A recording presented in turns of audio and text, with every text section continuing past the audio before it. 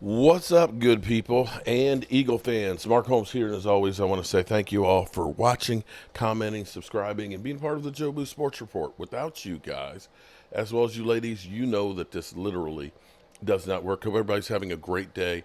I am back here at the Red Brick House, actually hooking up. You see the mess behind me. This is everything that's in the stand in here.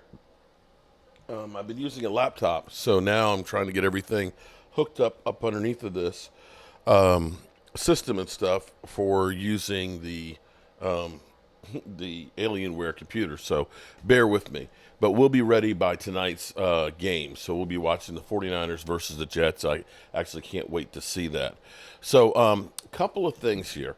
I'm still waiting on the big mystery right now that is the Dallas Cowboys and Dak Prescott's contract. We have not seen how that whole contract is working out, at least not yet. Hopefully we'll find out soon, because I really want to see what the cap hits look like in the breakdown of the course over the next 4 years, actually 5 years with this year's. I think it's safe to say that they created more cap space, which will make it easier to keep some of the players that we have. So the idea of blowing it all up is a moot point at this time. But here's where it's kind of interesting, because Diggs sent out a warning. He sent out a warning to NFL teams, okay? Diggs said, and Micah Parsons both said, y'all ain't seen nothing yet regarding Mike Zimmer's defense for the Cowboys. Diggs went as far as to say that there are about 50-plus sets in Zimmer's playbook. 50-plus sets. He said, how many did you sow against the Browns? 3. They only showed 3. 3 of the sets. Woo-wee. Wow. That is unbelievable. And you got to start respecting that. That defense played lights out. Now, here's what's funny is because I've got Sports Center on TV now while I'm here, and my brain is rotting out. My brain is rotting out. And as I was coming down the road, listening to Colin Cowherd and everything else, we now have dumbed down the Cleveland Browns. Going into the game, Cleveland Browns, they were those dudes. They were that team. Oh, my God, the Cleveland Browns, that defense of theirs is incredible. The Cowboys are in trouble on the road. They couldn't have a worse matchup. You got rookies, offensive linemen that are going to be going against Myles Garrett and crew. They are great at stopping the run. Zeke Elliott is going to be over. Now it's kind of like,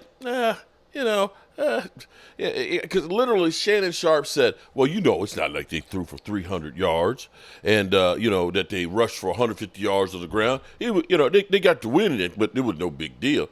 Wait a minute. Last week we were talking about how great the Cleveland Browns were. We had literally, Micah Parsons in the offseason basically throw shade on the Cleveland Browns. And everybody said, oh, Myles Garrett and crew going to get at him. Oh, this rookie, he going to learn today. And now all of a sudden, you would have thought that the Cleveland Browns were a high school team. You would have thought they were a high school team. Seriously. No matter what. And I see the trolls, although my views are down today. It's actually kind of comical. Because here's what's funny is when the Cowboys are losing, my live streams, I'll have over 2,000 people. When the Cowboys are doing good, it drops down to about 1,200. I see how you guys are. Y'all just want to have bad news on the Cowboys. Well, I got a warning for y'all. You're going to see very few of those bad days that you're all looking for. My man, Philly 500, he came at me yesterday and said, oh, I can't wait to get me some nice, Mark Holmes fails. Yeah. Can't wait to see some of those. But guess what? You ain't getting them, bro. You're not getting them. Because we got our shit together right now. And we'll see how it goes going forward. But I am happy as can be with what we got thus far. The Cowboys, they came out. They did what they were supposed to do. And I couldn't be happier. I honestly couldn't be happier. So let me get this computer system together and get ready for the game tonight. It's kind of anticlimactic because we had of course, our game and feeling great about yesterday, and now we've got the 40 whiners. So I'll be listening to those mother humpers and things. But this is one of those games that you don't have a dog in the fight, and it's like, who do you root for? I've never been an Aaron Rodgers fan because that guy's broken my heart too many times, and I certainly am not a 40 whiner fan because those guys, sorry, y'all some assholes. Nothing personal, just y'all just some assholes. But it is what it is. Let me double check because I've been on the road and make sure I'm not missing any other news. Let's see how the Cowboys pressures took over the Browns. Well, they pounded them into submission. Biggest needs for the Cowboys after week 1. How they can fix roster holes.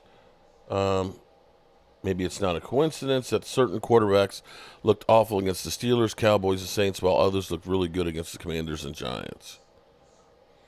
Former Cowboys coach Jimmy Johnson on Fox said, like him or not, Dak is the guy. He will be the guy. He's been great during the regular season. Everybody says, well, you got to win playoff games. Well, give him a chance to win playoff games. Surround him with a better supporting cast. The problem is not Dak. Give him a chance. He is the guy. Yeah, well, I'll be real with you, man. I will be 100% real.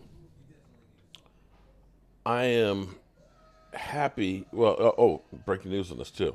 There's no trade clause, and no franchise tag on this contract. Not that we have to worry about it for a while. I'm